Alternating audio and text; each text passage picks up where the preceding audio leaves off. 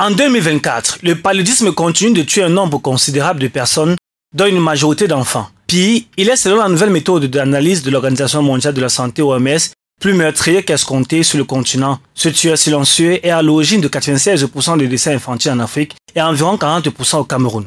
J'ai vu beaucoup d'enfants mourir de paludisme. Et au-delà du décès, il y a la souffrance des parents. C'est des images qui nous restent gravées quand on est professionnel de santé. Et on se dit, peut-être on n'a pas donné toutes ces chances à ces enfants de s'en sortir, d'avoir une enfance normale. Alors que les représentants des ministères en charge de la santé des 12 pays touchés du monde se sont réunis à Yaoundé la semaine dernière pour tabler sur les différentes mesures pour éradiquer définitivement le paludisme, les 2 vaccins homologués par l'Organisation mondiale de la santé restent à ce jour l'un des meilleurs moyens pour réduire les taux d'infection et de morbidité, surtout chez les enfants âgés de 0 à 5 ans. Contre le paludisme, c'est un vaccin à recommander à tous les parents pour que les enfants en bénéficient dès l'âge de 6 mois.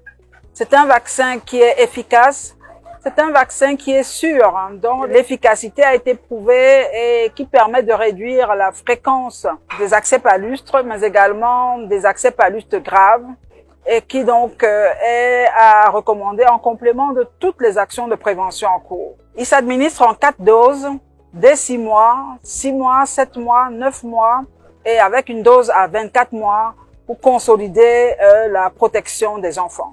Même si les autorités font savoir que le vaccin contre le paludisme doit être accompagné d'autres mesures de prévention habituelles. Il faudra continuer à respecter les mesures de prévention du paludisme qui sont l'utilisation de la moustiquaire imprégnée et l'hygiène de l'environnement. Les progrès dans la lutte contre le paludisme, même s'ils sont à saluer à ce jour, restent néanmoins insuffisants, en particulier dans les pays africains, où la charge de morbidité est élevée. Même si certains voient d'un mauvais œil les vaccins antipaludiques, il n'en demeure pas moins vrai que les spécialistes pensent qu'il est fiable et efficace.